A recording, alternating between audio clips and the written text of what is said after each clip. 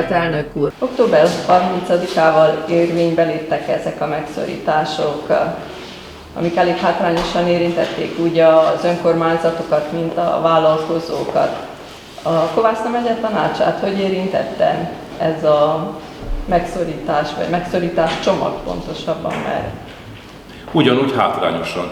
Jó, és jól teszed mondani, hiszen a magánszférát is, elsősorban a kis- és középvállalkozókat érinti hátrányosan, hiszen kis- és középvállalkozók esetében az állam nagyon gyorsan és nagyon pontosan akarja begyűjteni az adókat és illetékeket, nem úgy például nagy állami vállalatokkal szemben. Ilyen szempontból a magánszférát és a közszférát is érinti. Tulajdonképpen meggyőződésem, hogy Bukarest éppen fordítva cselekszik, mint ahogy kellene, hiszen én valamikor nagytatánktól, aki egy egyszerű földműves ember volt, azt tanultam, hogy a pénznek forogni kell. Tehát, hogyha a pénz forog, akkor van élet, van fejlődés, van haladás. Ha a pénz nem forog, akkor meg fog állni minden.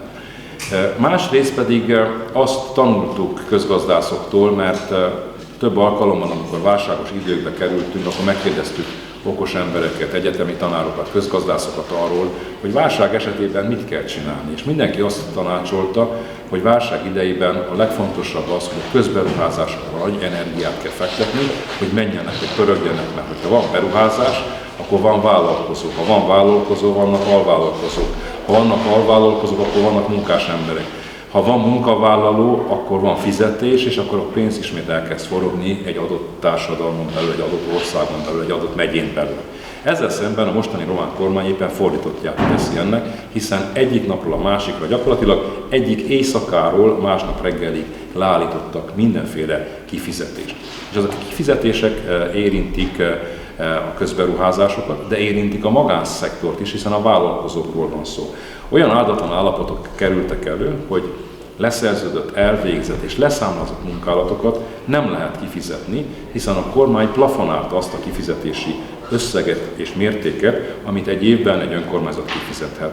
Ez a kisebb önkormányzatoknál kevés, egy 2000-2500 lakosú község esetében ez 40-50 ezer lej havonta, nagyobbaknál nyilván nagyobb az összeg, Kovászna megye tanácsánál ez 3 millió lej, de így is nagy nehézségeket okoz. Ez a saját beruházásainkra is érvényes, és érvényes az államilag finanszírozott beruházásokra. Ami például erdővidéket érinti és érdekli, az a Nagyajtai híd, hiszen az egy kormányprogram része. Igaz, hogy haladgatnak, de nagyon nagy a veszélye annak, hogy a munkálatot leáll. Igaz, hogy most már rákerültek azok a hídelemek a hídra, viszont erdővidék egyik közlekedési ütőeréről van szó, amelynek a kivitelezése ezáltal veszélybe kerül. És hát ugye nem lehet póthídon élni és azon közlekedni végezetekig. Az Európai Uniós pályázatokat ez még nem érinti, sajnos a tróger vállalkozók azok viszont érintik az Európai Uniós pályázatokat is. Erdővidék esetében az a teljes úthálózat átalakítása 2 hatalmas nagy Európai Uniós pályázat, és sajnos minden kivitelező vagy minden alvállalkozó nem egyforma. Sőt, vannak gyengébbecskék, vagy nagyon gyengék, ilyenekkel találkoztunk Erdővidék szerte több alkalommal. Haladunk, ez kétségtelen, azt gondolom, hogy a legnagyobb kritikusok is, a Facebook betyárok is be kell lássák azt, hogy haladunk, átalakítottuk és széppé tettük sok esetben, ott, ahol befejeztük, például a Hatodon teljes egészében az Utász borvíztől a Sötétpatakig teljes egészében be van fejezve, át van adva, fel van festve az út, ki vannak helyezve az útjelző táblák, minden egyéb. Más lett, teljesen más lett, tessék belegondolni, milyen volt mondjuk 5 évvel ezelőtt, milyen volt 50 évvel ezelőtt, és milyen volt 100 évvel ezelőtt, hiszen azt az utat 110 évvel ezelőtt építette Pocsa József nagy elődünk, és 50 évvel ezelőtt volt a legutóbbi modernizálása, korszerűsítése annak az útszakasznak. Most ahhoz képest, hogy mi volt 5 évvel ezelőtt, ahhoz képest teljesen átalakítottuk, korszerűvé tettük, járható, nem csak hogy járható, hanem egy modern utat építettünk. Viszont érthető sok esetben az erdővidéki emberek bosszúsága ott, ahol még nincs befejezve. Nem tudtunk egyszerre mindent befejezni. Nyilván mi is szerettük volna, de nem lehet egyik napról a másikra. Másrészt pedig a legnagyobb probléma ebben az ügyben a komolytalan vállalkozók, akiket nem mi szűrtünk ki, hanem egy országos közbeszerzés során kaptunk az ölünkben. Nem lehet mindenki sajnos egyforma, ugyanúgy az emberek sem egyformák, a vállalkozók sem, az útépítők sem egyformák. De visszakanyarodva az eredeti kérdésre, Európai Uniós pályázatainkat nem érinti ez a pénz megvonás, illetve a kifizetések ellehetetlenítése, viszont érinti azokat a programokat, amelyek saját beruházások, illetve kormányprogramból vannak. Még mondok egy példát, Sepsiszentgyörgyön építjük a megye egyetlen tüdőkórházát. Nagyon jó vállalkozó nyerte meg, örvendtünk a sikernek. 13 hónap alatt 3 emeletnyi kórházat épített fel a Kórház utcába, a Kolca vendéglővel szemben, hogyha valaki itt jár Szentgyörgyön, akkor azt megnézheti. És ha most oda kimegyünk, akkor nincsen senki, mert a munkásait el kellett vinnie, hiszen az állam nem fizette ki azt a munkálatot még, amit ő már elvégzett és leszámlázott, egyébként tisztességesen elvégzett és leszámlázott. Tehát ilyen szempontból teljesen haotikus állapot alakult ki Románia szerte. Láttam Benedek Huszár János polgármester úr bejegyzését, nagyon pontos, nagyon szakszerű, nagyon korrekt bejegyzés. Ehhez képest láttam egy csomó kommentáradatot is, egy negatív kommentáradatot az ő nyakába. Igaztalanok sajnos, vannak igaztalanok, akik megvádolták, mert tehetetlen, nem csak ő, tehetetlen más is ebben az országban, rossz politikai döntések miatt. Amióta az RMDSZ kikerült a kormányból, legyünk őszinték, tehát itt nem akarom én a saját szervezetemet túlságosan fényezni, de a tisztességes az, hogy elmondjuk ennek a pozitív oldalát és a negatív oldalát is.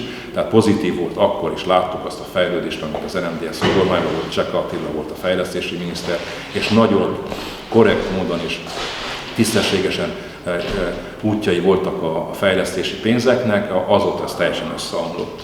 És ezt a szót merem használni, hogy összeomlott, hozzá nem értők kerültek oda. Képzelj el, hogy a pénzügyminiszter az egy ortodox teológus, egy filozófus tulajdonképpen. Most, hát hogy mondjam, azért mégis mindenkinek kellene legyen egy kis önbecsülése, hogy mire képes és mire nem képes. Meggyőződésem, hogy jelenleg a pénzügyminiszter nem alkalmas pénzügyminiszternek. Egyébként nagyon sok és különböző fontos pozíciót töltött be az országban, de soha nem dolgozott helyi közigazgatásban. És aki nem lentről kezdi a munkát, aki nem tudja pontosan az emberek igényét és hogy a problémát egyik napról a másikra hogy kell megoldani, az szerintem ne vállaljon pénzügyminiszteri tisztséget. De hát ugye a döntés kivették egyelőre kezünkből, úgyhogy nem tudunk az asztal mellett ülni, ahol döntenek minden egyes nap. Az a szándékunk nyilván, hogy az RMDSZ visszakerüljön a kormányba, majd a választások után, mert nekünk a saját közösségünket kell fejleszteni. Tehát minket az érdekel a kormányzás ideje alatt is, hogy a nemzeti közösségek, ezen belül a magyar kisebbség jogait tudjuk bővíteni, és azokat a településeket, azt a régiót, Székelyföldet fejlesszük, ahol élünk. Ez látható módon nagyon szépen elindult, és kézzelfogható eredményei voltak addig, amíg az RMDSZ a kormányban volt, azóta ez sajnos megtorpant. Hogy mi lesz, azt nem is tessék megkérdezni, mindig azt szoktam mondani, hogy amióta meghalt a Torjai Jósnő, azóta én nem merek ebben az országban jósolni, mert bár a tudás megvan, a jó szándék megvan nálunk, a terveink megvannak, sok esetben a finanszírozási szerződések is megvannak kötve, tehát mi ismerjük a pénzek útját, mégis egy-egy ilyen döntés teljesen ellehetetleníti, illetve felborítja az elképzeléseinket. Az biztos, hogy minél hamarabb be szeretnénk fejezni a megkezdett munkálatokat. És ez érvényes Erdővidékre, érvényes Barótra is, ahol néhány napja elkezdtük Baróton belüli szakasz építését. Ott is egy olyan áldatlan helyzet alakult ki, hogy ha finoman akarok fogalmazni, egy komolytalan brassói vállalkozó felmart több száz méter olyan útszakasz is, amit nem kellett volna felmarni, és ez bosszúságot okozott. Igazuk van az embereknek, a barótiaknak, az erdővidékeknek igazuk van. Most jutottunk el oda, hogy azt helyre rakjuk. Nem az a helyre rakása, hogy 4 centi aszfaltot leöntünk, mert ott terv szerint fél méterre fel kell szedni az utat, és alapot kell építeni neki, és utána jön majd rá nem 1, hanem 2 rennyi aszfalt később. Ezen dolgozunk most. Nem vagyok bátortalan, de még mindig egy kis türelmet kérek. Tehát én tudom azt, hogy ez egy gondot okozott, de arra gondoljanak, hogy az elmúlt 50 évben nem volt ilyen jellegű, ilyen mértékű és ilyen komolyságú útfejlesztés, infrastrukturális fejlesztés egész Erdővidéken, Baróton sem.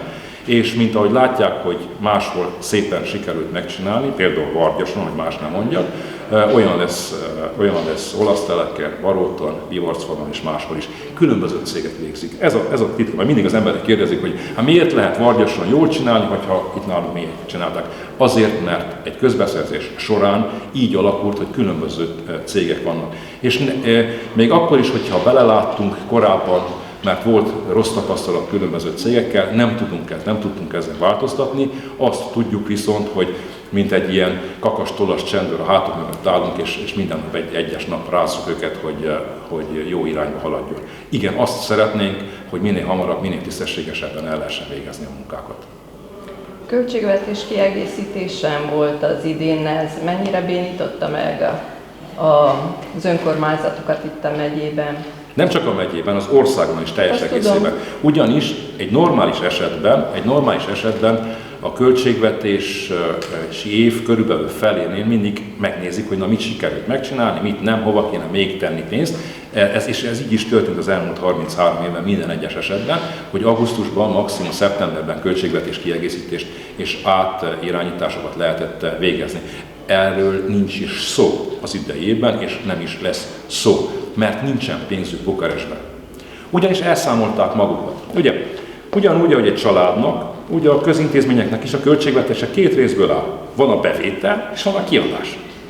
Ha a kiadás nagyobb, mint a bevétel, akkor viszont baj van. Ezt pontosan tudjuk. Ez ilyen egyszerű nálunk is az önkormányzatoknál. Az országban is ilyen egyszerű kéne legyen, csak elszámolták magukat. És azért lett hiány. Tehát egyrészt elszámolták magukat, mert, mint az imént is említettem, szerintem nem alkalmasok arra, hogy egy országot és egy költségvetést összeállítsanak. Egy országot vezessenek, és egy költségvetést összeállítsanak. 2. Nagyobb volt a kiadás, mint a bevétel. Túlméretezett az állam apparátusa. Tessék elképzelni, hogy ebben az országban 1.200.000 közalkalmazott van. És ennek 80%-a a központi közigazgatásban dolgozik. Tehát nem a helyi önkormányzatokkal van a baj, hanem a központi közigazgatással. Az 1.200.000 közalkalmazottnak 80%-a Bukarestben vagy a Bukarestnek alárendelt megyei intézményekben dolgozik. És 3. Nem hajtották be a kintlévőségeket. Mert a bevétel egy része az a kintlévőségek behajtása. Tehát olyan állami vállalatoktól, ahol az állam 100%-os vagy többségi tulajdonos, nem hajtották be, és milliárdokkal, sok milliárddal tartoznak az államnak. Tehát tessék elképzelni, hogy például a CFR, a román államvasútnak több mint 5 milliárd lejjel tartozik. Több bányavállalat, állami tulajdonban lévő bányavállalat sok milliárd lejjel tartozik. Elsősorban ez általános forgalmi adót, de főleg társadalombiztosítás és az egészségbiztosítás felé lévő tartozásokat jelenti. Ha nem fizetik be a társadalombiztosítás fele, akkor nem lesz nyugdíjra pénz. Ha nem fizetik be az egészségbiztosítás fele, akkor nem lesz kórházi ellátásra pénz. És ezek állami vállalatok. A magánszektort megsarcolják, főleg a kis- és középvállalkozókat fogják megsarcolni, és a nagy állami cégeket, vagy a multinacionális cégeket, amelyek kiviszik az országból a profitot, azokat futni hagyják. Ez a dolog nincsen így rendben. Mi tudnánk náluk nélkül is élni, de sajnos 1000 millió szállal vagyunk naponta összekötve, azokhoz a döntésekhez vagyunk hozzáragasztva, amelyeket Bukarestben hoznak. De gondolom az is gondot jelent, hogy a minimálbért is megemelték. A minimálbér megemelése fontos és jó azok számára, akik minimálbéren dolgoznak. Viszont ez teljesen felborította azokat a szerződéseket, amelyeket korábban megköttünk például a kivitelező cégekkel. Mert náluk is vannak olyanok, akik építkezésben, akik építkezési minimálbéren voltak. Tehát ezeket újra kell tárgyalni, és újabb pénzeket igényel. Tehát ez egy elhamarkodott, és nem lehet úgy hozni döntés minimálbér emelésre, hogy egyik napról a másikra hatályba lép.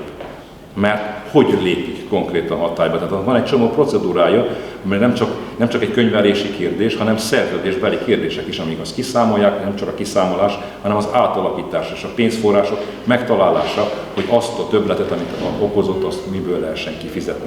Tehát elég sok gond van. Én nem szoktam panaszkodni, hogy ismernek, azok pontosan tudják, hogy én soha nem panaszkodom. Most is inkább a megoldásokat keressük a nehéz problémákra, de egy nehéz korszakban vagyunk. Viszont az is gondot fog okozni, azt hiszem, hogy elég nagy volt az infláció, és a megkezdett beruházásoknál nem tudom, hogy mennyire egészítik ki inflációt követően ugye a támogatásokat. Hát itt ugye a háború nagyon sok inflációs problémát hozott magával, tehát bár tőlünk messze van a háború, ugye az emberek legyintenek, hogy hát az messze van, de higgye el, hogy ezt naponta érezzük a bőrünkön. Igaz, hogy nem az aknarepeszeket vagy a puskaporszagát érezzük naponta a bőrünkön, hanem annak a gazdasági vonatkozását érezzük a bőrünkön. De ugyanúgy, hogyha bemegy valaki a depóba 2 kiló szeget vásárolni, az pontosan látja, hogy egy évvel ezelőtt mennyi volt, és most mennyi.